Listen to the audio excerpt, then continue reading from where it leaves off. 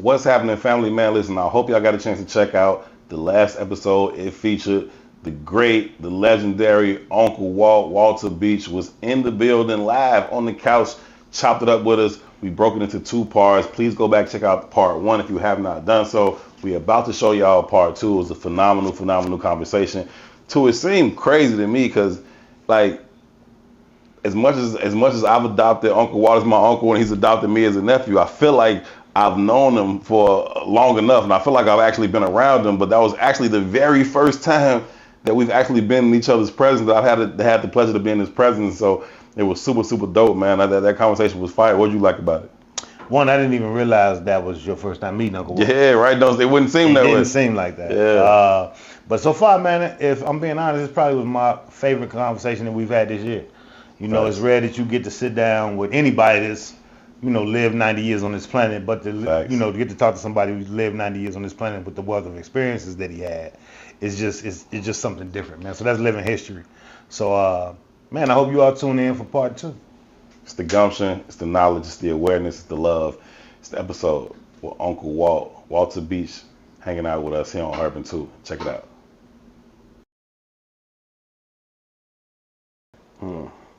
I think that when you talk about, how did your teammates respond to that? I know how the coach did it, and salute to the coach. How will your teammates respond? We got to eat on the bus, we got to sleep on the bus. That's the beauty of it all. For me, Ekman, Hassi, Kanicki, the two Ekman boys were Germans. Soraki, he was Italian. Bill Withers, not the Bill Withers, sure, but Bill Withers. Lovely day. White. Yeah, he was white. So all of the white boys, even to this day, I still deal with. The only one I think is living now is Jim Kanicki, and so it had an impact on them. Right. It had an impact on them. Is that at least they began maybe to accept me as a human being. They may not have accepted other those that I say are darker hue. Because I call it let me share this last term with you. Call them dark skinned white folks. Can I ask? Yeah, you had a question. What's up? I want to know. So during that time, what were the dynamics like? Because we're talking about, ain't shit funny, right? And right. People can make a joke about these, racial things that are happening and joke about it. From your point of view, the black people that you interacted with, did they find the shit funny? Did they want to be accepted? And I know this might sound like a silly question, but did they want to be integrated into, white society? Did they want to be accepted? That's a very interesting question. I'm gonna start with me first because I know more about me first. I ain't never wanted to be around somebody just because they're white. That was just me. So the term that I use, and I was just gonna share this with you. The terms that I use when I talk about whiteness, I talk about something that's kind of, it might be a little difficult for some people to grasp, but I'm gonna share this. I'm gonna share this with you in terms of whiteness. Whiteness to me is an obsession, a rapture, an enchantment, an intoxication about being white. It's an obsession. It's a rapture. And you were talking about, you mentioned that word comfort. That's what they feel comfortable at. Being white, not being a human being, but being white. They get, it's an obsession. That's why I talked about megalomania. So that's a megalomania position, It's that, you think that all of the creatures on the planet, and you white, and that makes you something special, got some special privileges on the planet? That's got to be, that's delusional. That's delusional thinking. You mean to say that all these creatures, ants and roaches and flies and giraffes and everything that God put on this planet, and you the chosen one. Now, if God wanted white people to be the best on this planet, then he would have just said, I ain't gonna make nothing but white people. You know, nobody else, why should I even consider that? Because they special. They're privileged. And that is, to me, the fundamental source of what the issue is. You think you should get something just because you're white? You read this book at 55 words a minute. This brother reads it at 55 words a minute. Who reads the best? Any intelligent creature say, well, we're tied because we both read it at 55. But they don't do that. That ain't what they say. What they do is that they assign what I call that the proper Gestalt theoretical analysis. So if you got the proper Gestalt theoretical analysis, you can analyze all this stuff yourself. Hey man, you when it's time to like I said, when it's time to play football, you want me to cover Raymond Berry, but you want this white boy to cover Raymond Berry, and you're gonna pay him more. We both at 55 words a minute. Yeah, we both. Yeah, we did. But in that particular case, I was reading 60. 100%. I want to add nuance even to E's question, though, right? And it goes back to his wife Barbara's response to don't put the book down, Beach. Why did Barbara say put the book down, Beach? She didn't want to be like Art Modell. She didn't want Beach to lose that money. Don't lose that status. You an NFL player. And it wasn't that big money that it is today, but you were still an NFL player. The relativity was the same. All the shit that goes with that, I get to benefit off of. Yeah, the comparison was the same. Don't put me in a position where I can't benefit off of this status. It ain't being next to whiteness. We don't give a fuck about that. Consciously give a fuck about that. It's about what that means. That whiteness brings. That's why I always bring up the money. Right? 98% of the wealth is in the hands of white people. Whiteness is just an idea about materialism. Right. That's all it is. It ain't, I want to be next to Bryce. Amy, Fuck about Bryce. Right. But I want the idea of Bryce's life. Right. But the only reason the idea of Bryce's life exists is because they robbed and pillaged your ass as you been here. Right. And and that point is clear because I'm dealing specifically with my first wife, who I loved, and I never had no problem with her, who I love. But because we lived in Shaker Heights, and again, that's the high community in Cleveland. So I'm living in Shaker Heights. He's played in the league. Yeah, and my son and daughters went to Lamont Elementary School. Ain't no black kids in that school. But my son and my daughters went there, and my wife becomes president of the PTA. Oh wow. There's a lot of status involved in all that shit. See, so show you how cold it gets. Put the book down, nigga. Yeah, so how cold it is. I live in Shaker Heights. I leave Pontiac, Michigan, where my son is in the second grade. His sister Sharon is in the first grade, and Monica, my youngest daughter, is in the kindergarten. When we go to register from Pontiac, Michigan to Lamont Elementary School in Cleveland, Ohio, the principal tells me that Darren, who's in the second grade, we're going to put him in the first grade.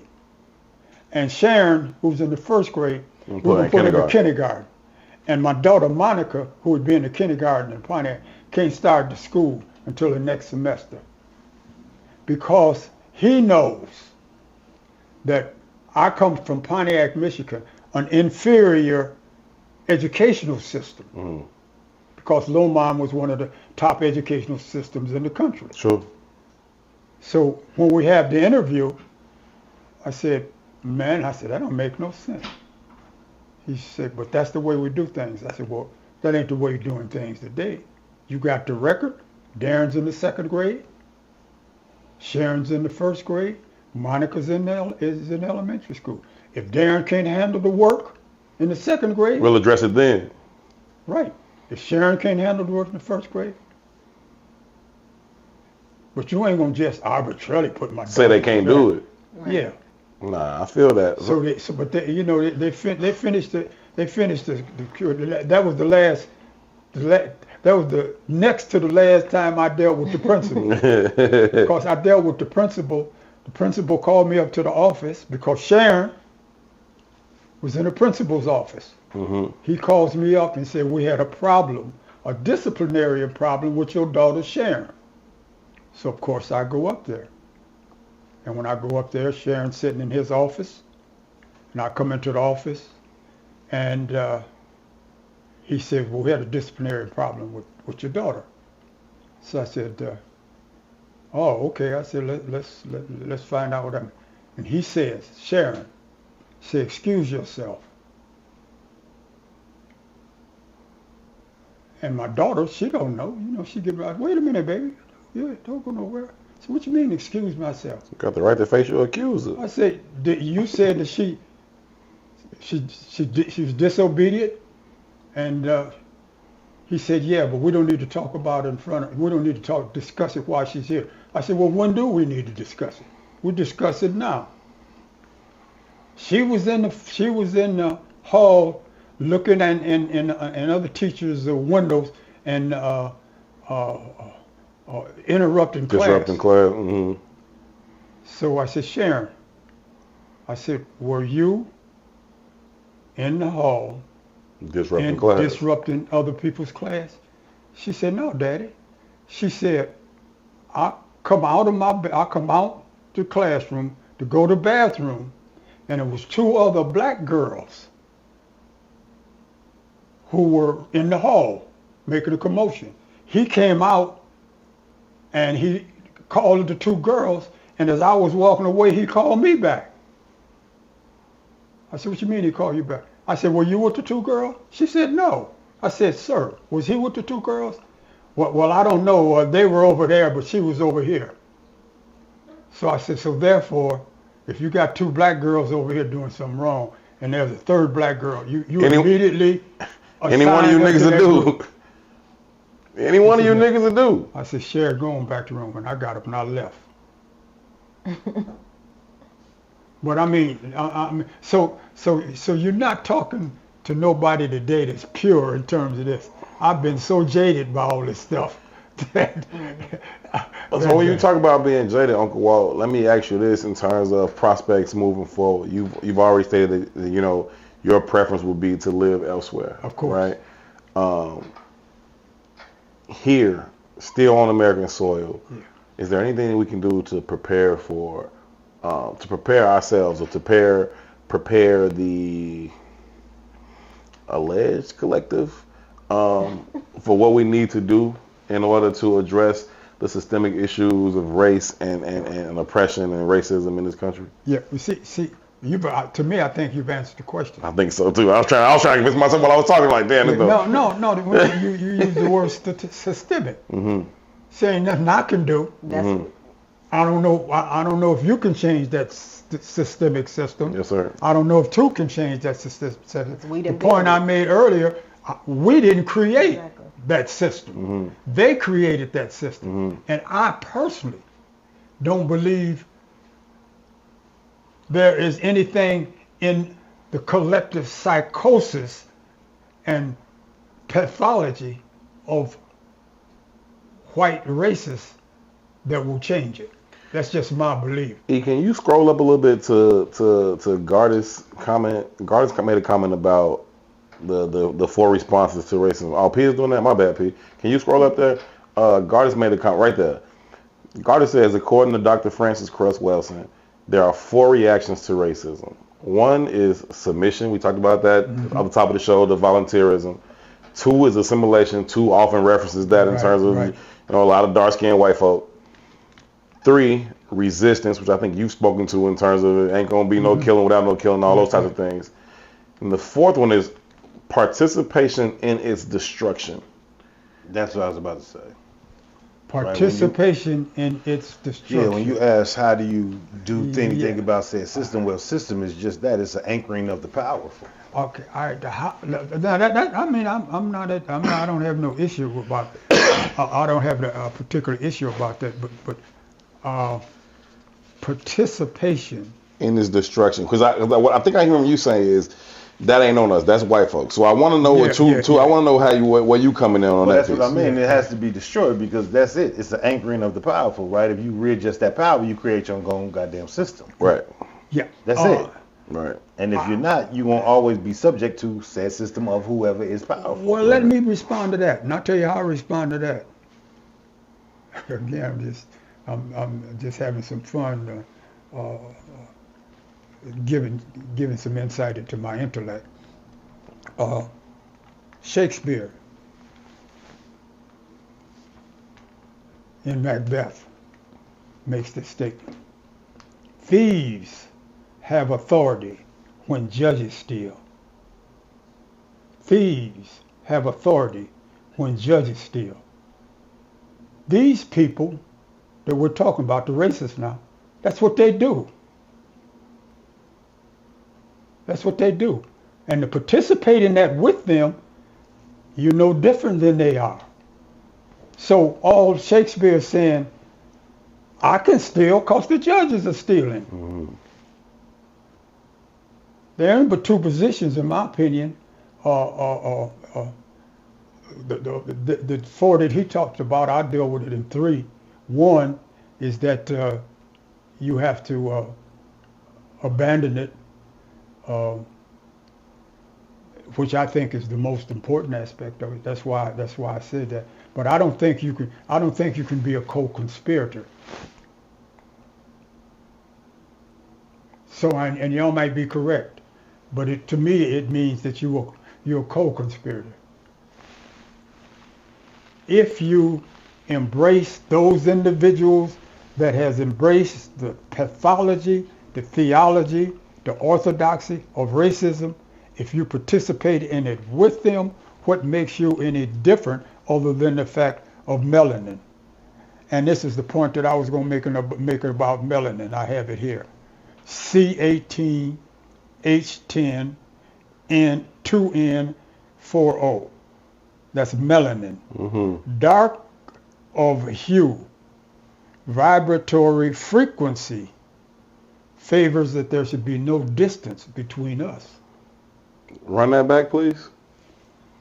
Well, you got the chemical makeup. Yeah, that's just the chemical makeup. The dark of hue, the vibratory spirit frequency favors no distance between us. So if I'm functioning out of my melanin frequency and vibration, and you're functioning out of your melanin and frequency of vibration, ain't neither one better than the other per se. Offhand. Yeah. But at the same time, we can't be in a relationship with those who don't even have that.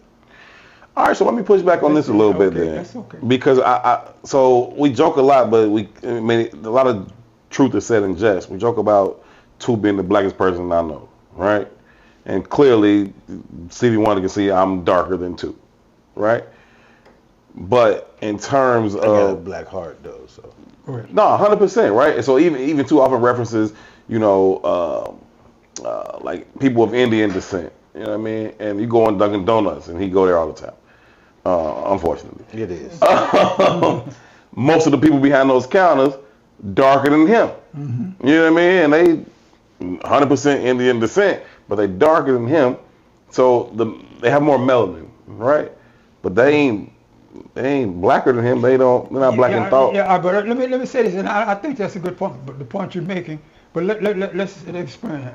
And I think I was addressing that. Mm-hmm. That's what I thought I was addressing when I was talking about my high school coach. Well, you're smarter than me, so you got to break it down to me a little bit. No. I'm saying the universal aspect of it. Yes, sir. Is that the individuals that you're talking about, darker than two, may have more melanin in them, right? And that doesn't mean that necessarily that they would, well, I'll put it this way. They have more melanin in him, but Toussaint rejects racism more than they do. Mm-hmm. So melanin don't translate into the Yes, sir. rejection of racism. Yes, sir. Just like the European and the Caucasian don't embrace racism like white folks. Mm-hmm. See, so the difference between color and consciousness. Yeah, so they ain't got nothing to do with the hue. I was just That's the using point that. you're making. The hue, Yeah. right? Don't Yeah, don't so, favor the difference between us. No, it Got doesn't it. favor that because you got some, and I don't know him personally, but I would suggest that Clarence Thomas is Dark skinned white folk. a dark skin who understands or more sympathetic to racism. I'll put it that way. He may not be but he's more sympathetic than I would be to racism. Sure. So that would be the only way. That'd be the only way that I could explain it. And we also got to widen our understanding of destruction of systems. Yes, yes, systems. You know what I mean? Like, we got to widen our understanding of revolution. I say it all the time, right? Revolution might not be successful, but it's always necessary. Facts. You know what I mean? It's always going to have to be checks and balances. It's back to the concept of how words are used, right? That resiliency concept instead of cowardice, right? If you get a couple Walter B. Seniors walking down the middle of the street with the goddamn shotgun saying, "No, you ain't gonna disrespect my wife," Different situation. right? Now, from one perspective, they gonna say he's out his fucking mind, right? But from the little boy perspective, he gonna say, "Look at that man." That's a superhero. That's a man. You understand what I'm saying? There's a I've spoken about this before, but it just speaks to the conversation. There's a brother I know who's written several books on like gang behavior. And he's nationally and known and respected in this area of study. And I heard him on an interview one day, and they was like, "Man, what do we need to do to get some of the brothers out the streets to act differently or behave differently?" And his response was, "Man, there really ain't nothing you can do. All you can do is get other brothers who walk that path and have them kind of, mentor these young boys about these behaviors." And I was offended by that response.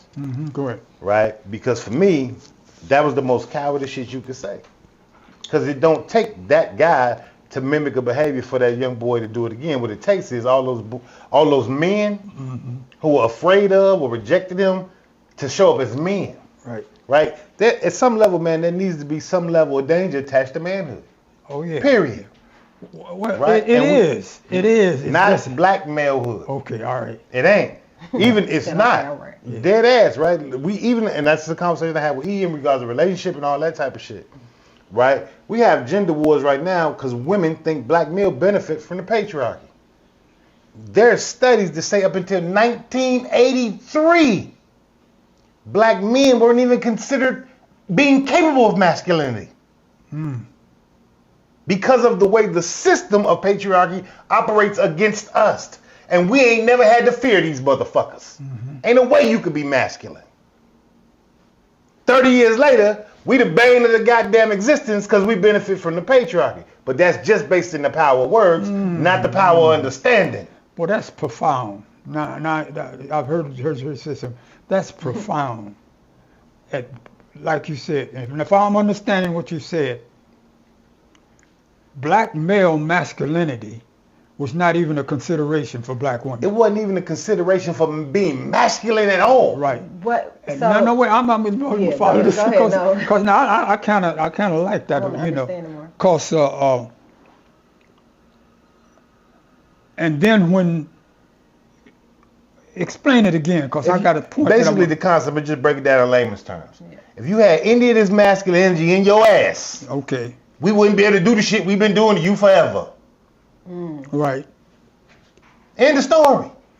You're essentially what the American government was saying in these studies is, no, you pure bitch. From what time to what time would you say? Yeah, From 1619 to 1983. Forever. Okay. Yeah, but let me share this here with you, and I really like that. I like that in terms of I like that in terms of the discussion.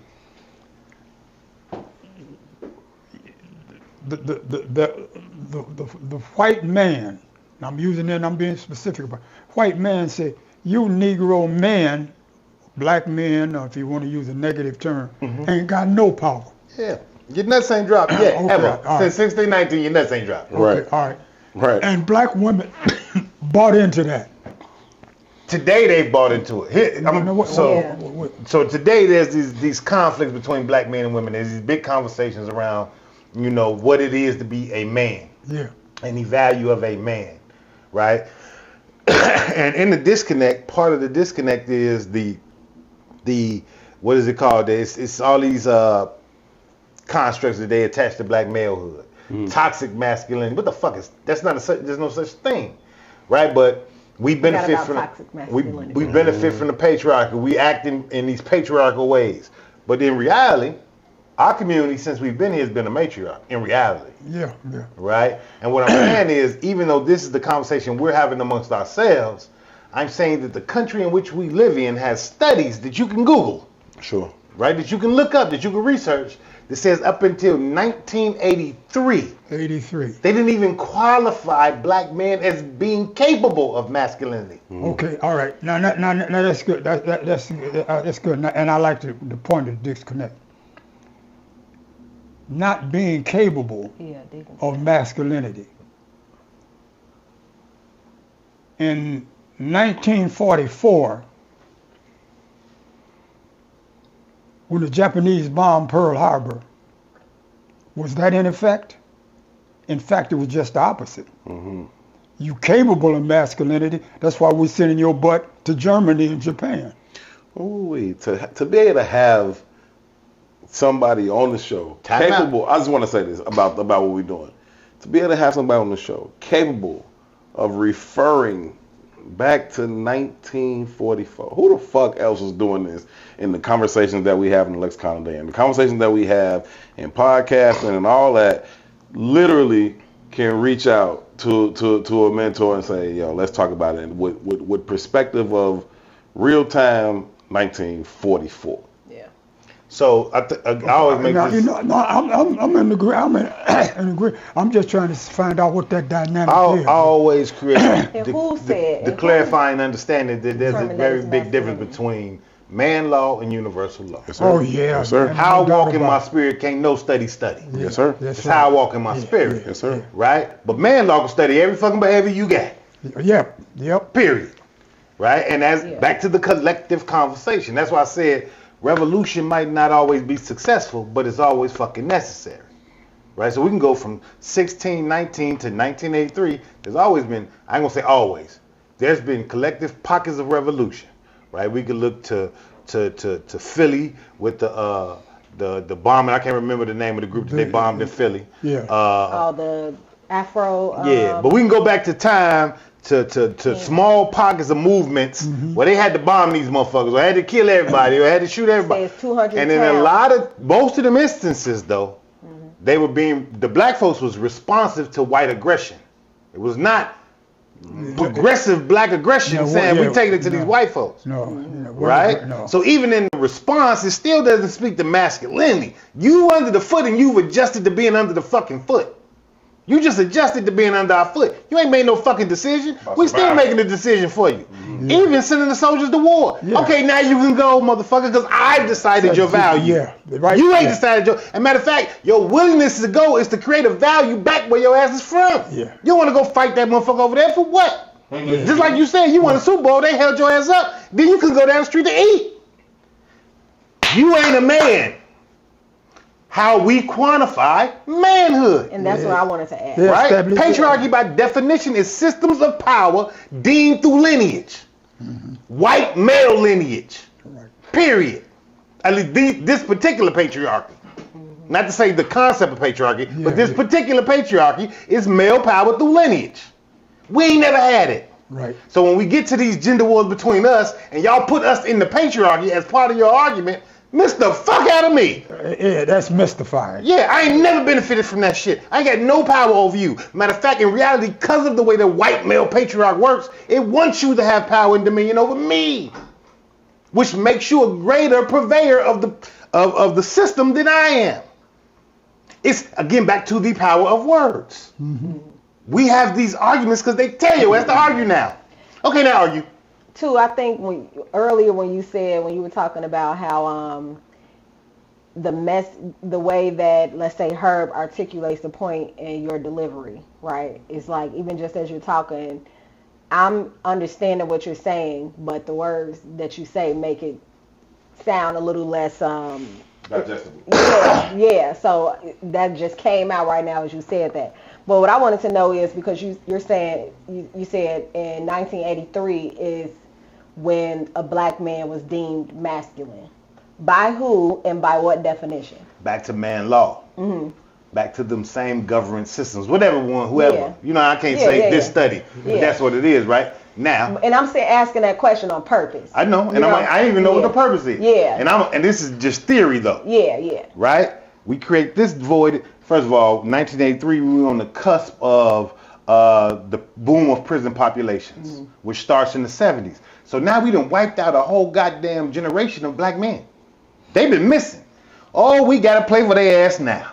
Because guess what's finna happen? You finna raise 2 generations of black boys without no daddies around. You could make the man whatever fuck you want to make him. You could make him the villain in your movie right now. Because he ain't there to defend himself. And that's what the fuck happened. So he comes home from jail, or you done raised 2 of his children, and now y'all really ain't shit. Rinse and repeat. Run it Run it back in the 90s. Run it back. Right? Shout out to Joe Biden. What was masculinity then? If they're deemed masculine in 1983, what was that supposed to look like? Hear what I'm saying? Yeah. That said, this is theory. Right. It's all a game of chess. Yeah. They still don't think we men. Right. But we need to implement this new theory so you can say you ain't a man.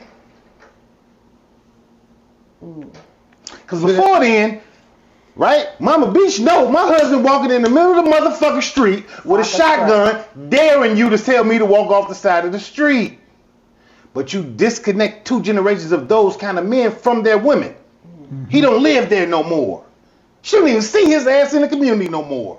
You could create the fucking character. And now you can tell her who he sees. And we can say who masculine. Right, now it's merely defined by your paycheck.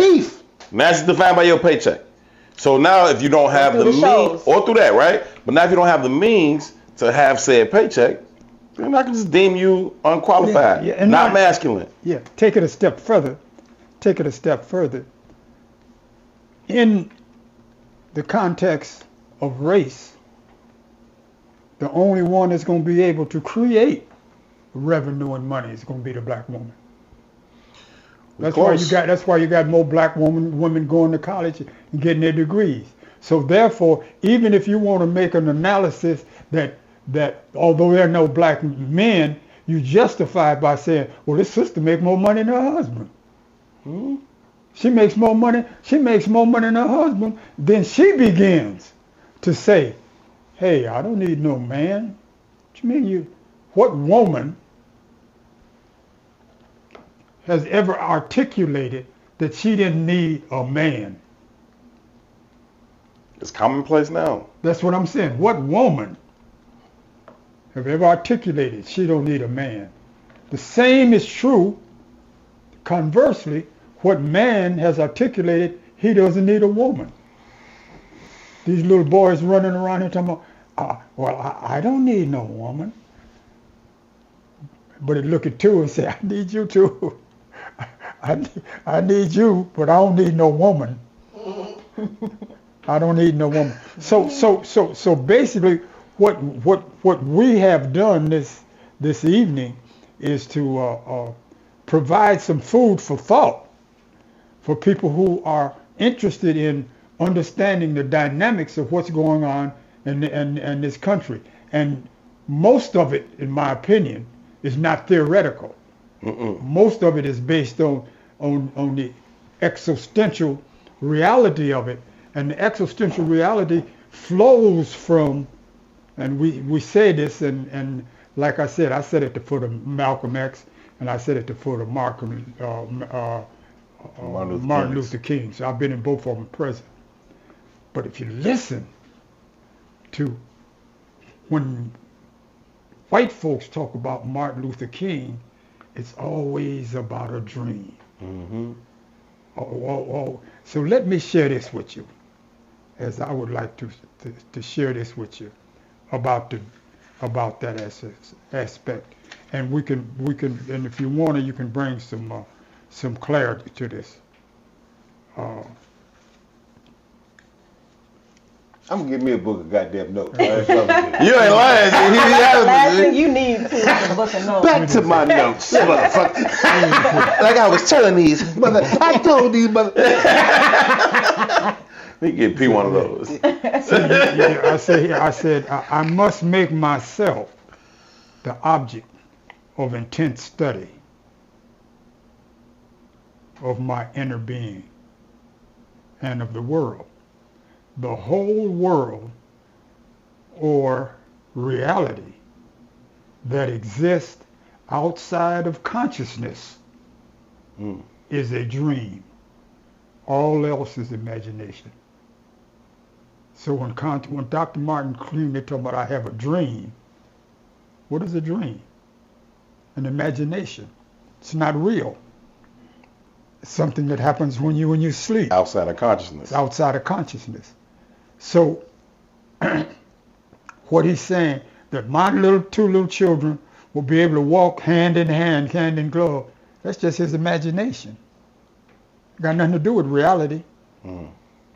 And today, we should be able to say it still must be his imagination because it ain't happened. We just referred to the poster boys in Canada saying we don't want your little boys and girls holding hands with our little boys and girls. Yeah. Let's get back to whiteness. Yeah, get back to whiteness. It's all about whiteness. Listen. If it ain't white, it ain't right. I know we finna get out of here, Yes, but sir. I'm gonna challenge that too. Even though I want to close it out, it's not about whiteness. It's about internal study. All right, but it's all about internal. It's all about internal study, right? I think outside of the context of race, I think that's the value of this journey of life, right? Understanding you, mastering the God within, right? I think that's what all this is about. But to the point of imagination and dream and fantasy, I get back to media being that third arm and our addiction to it. You said today about the young man texting and walking into you, right? The media being the fourth extension of government shaping the rules of society, and our attachment to media being an addiction at this point. It is an absolute right? addiction. I lived in a time. First thing you do when you wake up, last thing you do is go to bed. Yep. I lived in a time where TV went off air. I ain't living in that time. My children live in a time where they never disconnect. They don't even need TV. Right? And the very essence of what the structure is, every message they would ever be inundated with is negative. It's given to them. Yeah. And that's why, what did I just read to you? Yeah. I must make myself that's what I agree with. the object of internal study. Forever. So you got to do, all I want to do is look at it and I'll make an analysis of it and I'll look at it. And until you do that, that goes back to the self-love. Constant self-evaluation. Self-love. Yeah, man. If you don't love yourself, you can't love nobody else. But that's why I'm deemed as an asshole. Right? Oh, yeah. Because I debate my equals, everybody else I teach. And I'm not finna honor that shit any other way. Yeah. Because I've invested in self. Yeah. Right. And I know the vast majority of us never do. Have not. Uncle Walt, to that note, do you believe in, I just want to ask because I'm just happy that I can sit here and talk to, No. a 90-year-old about love these it. things, right? I'm actually going to talk to my grandparents later in life because of this. But do you believe in the manifestation of things then? So do you believe the life that you've lived thus far comes from what you desired, created for yourself? Because to me, what I'm hearing when I hear the different things that you talk about, the fact that, you were told that they won't let you play football on that, middle school team. They won't let you play football on that high school team. It's never been a black person that has been able to. So do you, we talked about religion and God, mythical man in the sky, whatever the case may be. Do you believe in that, the manifestation of things, or that you are the Didn't you creator? What does that always say? Go ahead. And I asked that question for someone that's experienced with life in a. No, I'm just saying. I think I usually say that I am black in belief and thought, and I am black in behavior, and I'm a sovereign and a sovereign human being, and I'm African in spirit. Yes. See, the spirit, and when the question that you raise, and I think it's leading toward, well, how you had these experiences, but how do you get there? That comes from what I call the inner spirit. See, this has got more to do with metaphysical principles.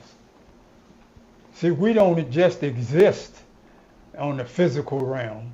We also exist on the emotional, psychological, and spiritual realm. So a lot of people use this term, I've been inspired. And basically what they're saying, I've been inspired. What they're saying, the spirit in you is moving. That's in here. Mm-hmm. Now let me take you to that in terms of neurological development. Is that when the sperm penetrates the egg, mm-hmm. it penetrates the egg in terms of the universal intelligence, and all that sperm puts into that egg is all that egg needs, and it develops. And how does it develops by the fallopian tubes, mm-hmm. and when the mother pushes out the baby, everything that baby needs to survive in life is in that. Wow. Now that doesn't mean that some of them won't die. So babies will die at birth. But once you leave your mother's womb, everything you need, you already got. So the mission is, how do you manifest it? Exactly. How do you manifest it? So that's what they call the neuro-linguistic development. That's neurological. So the brain exists, and once you come out, anything you see, the brain registers it. Anything you hear, the brain registers it. So now what you've got to do is, as you grow and you get instructions and advice, you begin to function out of that which you've heard, that what you've seen. And that's why sometimes, and I deal with it on this here, is that music. When you listen to, when you hear the music, you can play some music and a baby starts smiling. Mm-hmm. Why is he smiling? He's a 3-month-old baby. Who told him what smiling was about? Mm-hmm. What is he smiling? His inner being telling him what smiling is about. He didn't need that particular message to come to him from outside. He got that out. He got that inside, and that's what we constantly begin to get. We begin to get information. I'm talking to my wife. I said, she said, I was just thinking about that, and I said, I was just thinking that you was thinking about that. Telepathy. That's what it is. Yeah. It's the fact of, and you use the word. It's the mental communication. Mm-hmm. It's a neurolinguistic. The neurolinguistic system is developed before the cognitive system. I'm still in this notebook, y'all. I'm just telling y'all right now. Before the cognitive system is that the neurolinguistic system is already in fact. When you pop out, before you know what a word is, your brain is functioning. Your brain is functioning.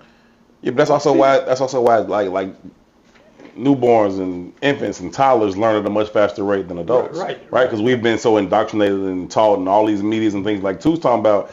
Babies, they're not infected with none of that. So they just taking in information and learning as they go. And so everything they see, literally everything they see. The first time I seen it, I download that. What does that mean? I download that. What does that mean? And then they apply it to the next time they encounter whatever that was. Yeah. And as us, once we become so infected with programmed.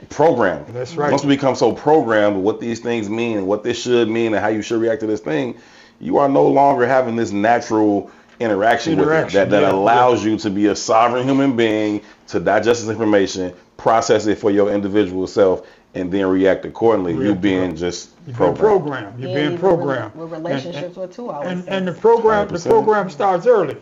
Oscar Brown Jr. tells you what the secret of is in his mind. Hey, Daddy, what that there? And what that over there? And where did we get air? And what is fair? Baby don't know that shit. Mm-hmm. So, hey, Daddy, what's that over there?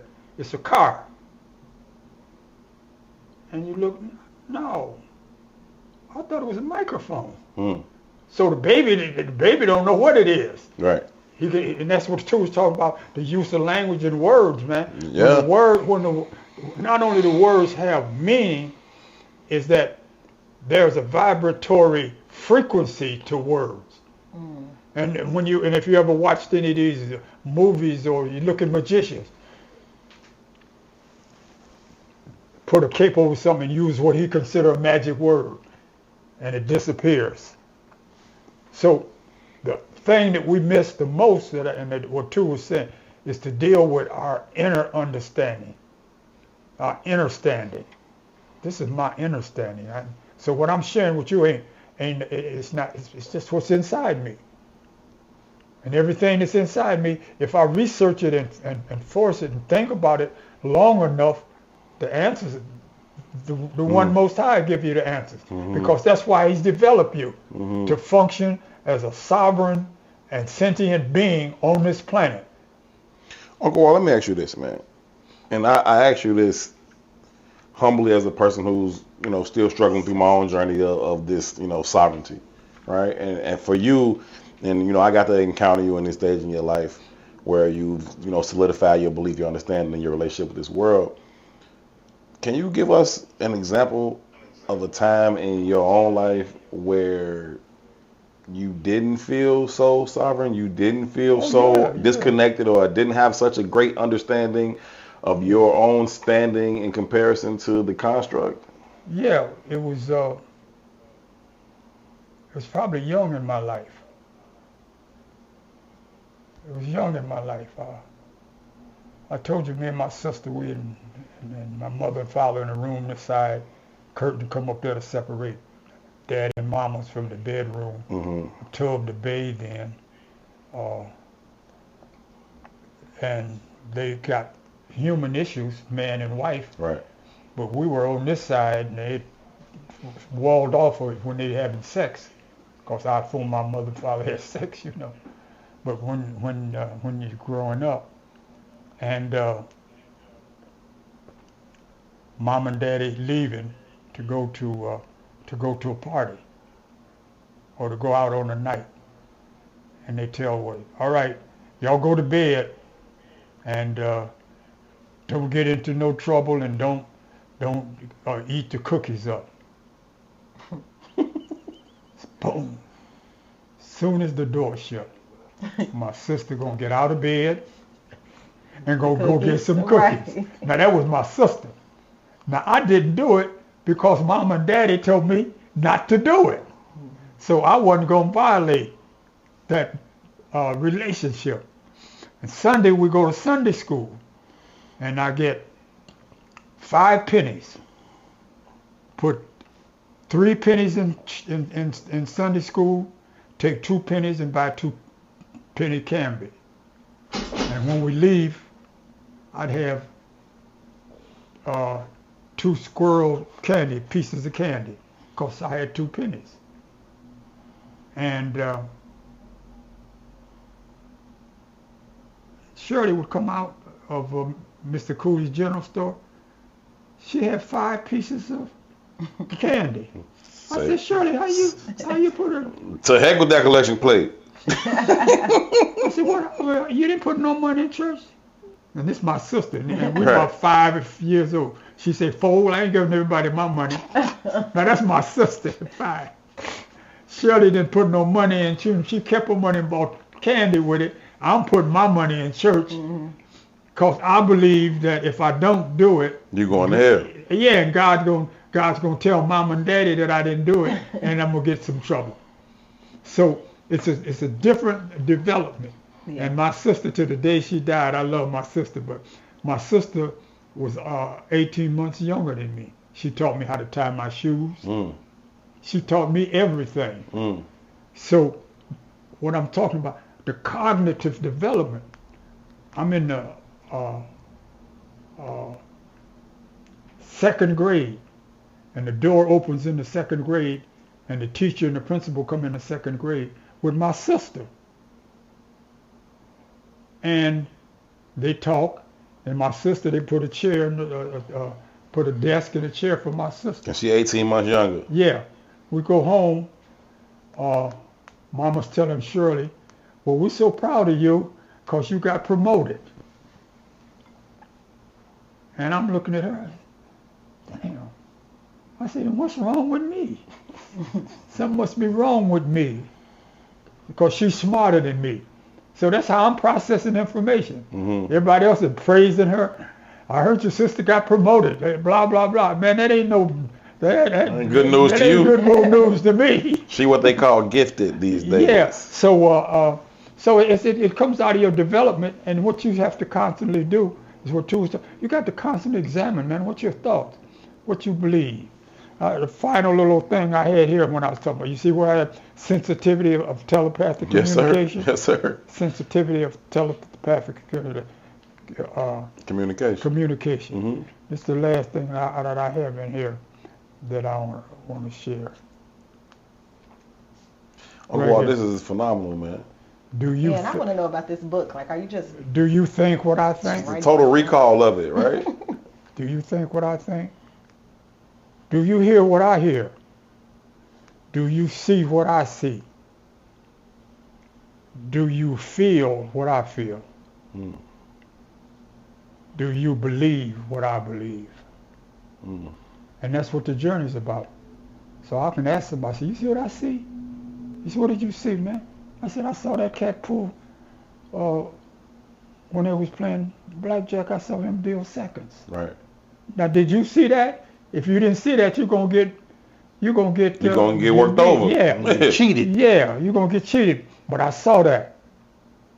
So when I see it, and then they start shooting dice, and I'm in the Air Force and they're shooting dice, and the cat take out the legal dice and put tops in. Y'all know tops? You know tops out? Yeah. Yeah. He catch the dice, throw them back to him, and when he get them, he got the tops. Now you got the hot fives dice. and deuces. For sure. That's it. Yeah, 5 and deuces. He's 7 all day long. Yeah, that's right. He gonna get all the money. Mm-hmm. So after I watched that, man, and it happened a couple of throws, I just stopped betting, and I sat back and. After the crap game was over, they done broke everybody but me. Of course. Because they done got all the money. They ain't rolled nothing but 10s and 7s. Yeah.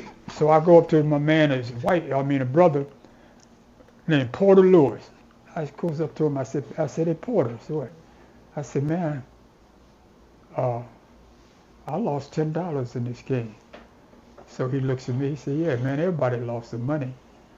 I said, but you put tops in. He said, how much you lose? I said, $10. I said, no, you did.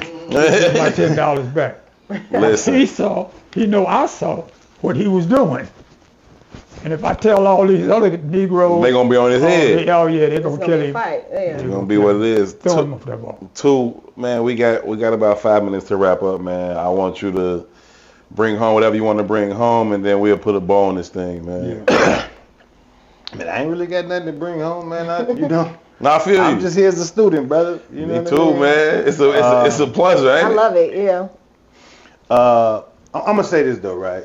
So, Beach and my dad was great friends, and my dad was an amazing dude. Mm-hmm. And I know I'm blessed and highly favored to have the kind of men I have in my life. My Uncle Craig, my Uncle Carl. It's a wide range of cats that I really respect and honor. Which is wild as hell. Just like in terms of our relationship, right? How we met, and then we was years into our own relationship when I realized that you knew a couple of my brothers before we knew each other. You know what I'm saying? Mm-hmm.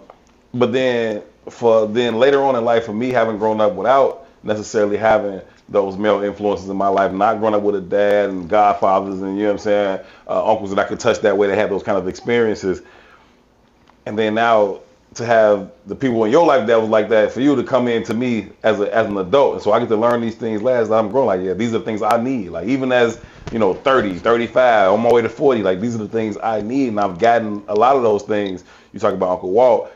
I didn't get to meet your father in the flesh, but just learning about him through you and the lessons he taught you. Your Uncle Craig is absolutely become an uncle of mine. We chop it up all the time, and so I just think that university we talking about is wild as hell in terms of how it works sometimes, man. Yeah, man, but it's what's the word? It's intentional. Yeah. Right? Yeah. My children got an intentional village. Yeah. You know what I mean? And that intentionality don't look no one way. And that's intentional. Sure. You know what I mean? Sure. My Uncle Craig is not Uncle Walt. He is not my daddy. No, he's not. Valuable. No, it's extremely. I didn't meet him the same way. I didn't meet him like directly through you. You wouldn't meet him the same way. I met him through my shit. Same kind of thing. You know what I mean? But absolutely valuable. But I'm only saying this to say this, man. I remember specifically. Now, granted, value the shit out of my Uncle Craig. Value the shit of men like my Uncle Craig. But when I lost my father, unconsciously I saw myself looking for a guidepost. Sure. Unconsciously I was looking for, and I'm a grown man at this point. Yeah. You know what I mean? But unconsciously I was still looking for somebody to anchor myself into who was currently walking the journey, who had been further than I had been. Mm-hmm. Right? It was a necessity of my spirit. Mm-hmm. You know what I mean? Mm-hmm. Even unconsciously, it was a necessity of my spirit. Mm-hmm. Right? And I had that all my life. Right? So I juxtapose that to what's that look like to the boy who's been yearning for that, who didn't have it all his life? What's that look like for the girl who's been yearning for that, who didn't have it all his life? Right. Right? Right. So for one, for me, it's just a level of appreciation. But two, is also back to what I asked earlier, what I said earlier. There's a disconnect. There's a generational divide between the elders and the youth. Not even the elders. Like, we a bridge generation. Mm-hmm. And there's elders older than us. No doubt. Right? But we need to keep all of the layers or the links in those chains connected because it's always valuable. Mandatory. Right? And I'm so appreciative that I have them going up and down the totem pole, but I recognize that the downward connectivity is becoming a greater struggle. Like, the shorties don't see the same value that I saw on sitting on the stoop. You know what I mean? They don't see that same value, and that's because of that fourth armor medium. Mm-hmm. You know what I mean? They're more connected to that. They're more connected to the illusion. They're more connected to the materialism of whiteness. Mm-hmm. So that old shit is just that old shit. But it ain't old shit, right? Beach gave you a story about his engagement with school. I got that same story. My son has that same story, right? His son who have that same story. Nothing changed, man. It's not changing. Nothing changed. It's just the illusion of change, right? Change. And if we disconnect from that rooting, from that anchoring, then we gonna be out there in the wind like them damn tax things in front of them balloons. We already out there. You know what I mean? So for me, man, it's a value of the anchoring I've had. It's a value of the village I've had. It's the value of the village I've created. And it's the hope of villages to be created. Yeah, and all you can do all you can do is what you can do. You can't do no more than what you can do. So what you do is do the best you can do by making people available. That's why I talk to people and say things that I say, or always, like I said, being a counter to that which is wrong. I'm at the airport with my wife, and this is some time ago. And the guy, I'm next in line, and he come up talking about, he said, I got to catch this flight. I'm in a hurry. I said, man, me and Gail said, I said, man, you got to wait, because I'm in line. And I'm going to preface that. If he had said to me, well, sir, I got to catch a flight with you, because I ain't got no flight to catch, But for him to step in front of me, I said, wait a minute, man. You can't step in front of me. I'm next in line. So the whaleman tells me, in terms of the white man, well, he's got a flight to catch. So I'm going to take him next. I said, no, you're not. You ain't going to take him next. I'm next in line. So I said, man, you got to get behind me and my wife. Mm-hmm. So he gets behind. This is when they had tickets, She gets the ticket, and when she met parents, she gets the ticket. She throws the ticket on the desk like that. Mm-hmm. And then say, next. Mm-hmm. So then he steps up. I said, man, I ain't through. She said, oh, no, I've got your ticket. I said, no, you haven't done your job. She said, what? I said, you can't throw no tickets down on no counter for me. You got to hand me those tickets. You don't just throw the tickets down. Well, I'm not handing you the ticket. I said, well, that's cool. I ain't moving until you hand it. She called the supervisor. Supervisor said, what's going on? Well, I give him the tickets and he wouldn't take it. You ain't give me nothing. I said, what did you say? He said, I give him the ticket. I said, tell her what happened. Well, he was next, you know. I said, no, about giving me the ticket. Did you give me some tickets? Well, I threw them on the counter. I said, that's precisely why I'm not taking it. So the supervisor, who's also a white woman, she said, pick up the tickets and give the gentleman the tickets. I said, that's all I want from you. Just do your job. All I want you to do is do your job. You don't get no privilege on me. Accountability. You don't get no privilege not to give me the tickets so that you can get to the white boy who, you know. And after I got my, we stepped out of line, but the white guy behind me wouldn't let him go either because he jumped in front of me too. Yeah, he said, I'm in line. Hey. But the point is, man, that's all you can do. You can't do nothing but what you can do, you're responsible for doing that. And if you're moral, and I don't know if I shared this or not, and I'm gonna share it. I was at a meeting, and some black women had made some statements, and this white woman got up and countered what they were saying. And the black woman attacked the white woman. Said, well, you ain't black, so you don't know. She said, you're right. I'm not black. She said, but I'm a moral and ethical woman. I said, that's it.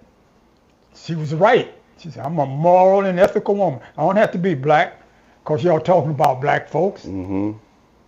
And after she said that, after it was over, I went and talked. I said, you know, I heard what you said. And I said, I appreciate that. Because the sisters need to know the first thing you need to be is a moral and ethical person, not a black woman. Because if black woman is what you put most value in, a black woman might murder somebody and you'll ignore it. Why? Because y'all both black women.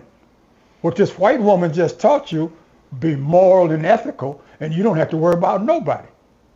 Because you're operating out of the morality and the ethics of a human being. So those messages are clear, and when you begin to see them, you just gravitate toward it. I'm sorry, man.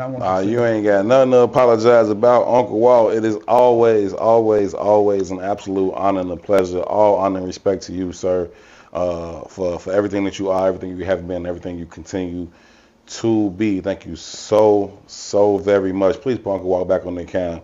Thank you so much for everything that you continue to be for us, and for you and for your family. I appreciate you. We reference you all the time on this show. You know that there's a great deal of reverence and love and respect, and I personally have just appreciated and learned so much from you. So I just thank you. I'm excited that you're here. I know the larger Herban 2 fam is excited that you're here. Shout out to all the official dirtbags that have checked in live on Tuesday. That's just something we call them with all honor and love. Don't worry about it. That all checked in to hang out with Uncle Walt and everybody else that caught it whenever you caught it, man. Thank you for continuing to be a wealth of knowledge and a great resource to all of us. Huge shout out to the whole team, man. We're gonna break this episode down into two. It's gonna come out in 2 parts.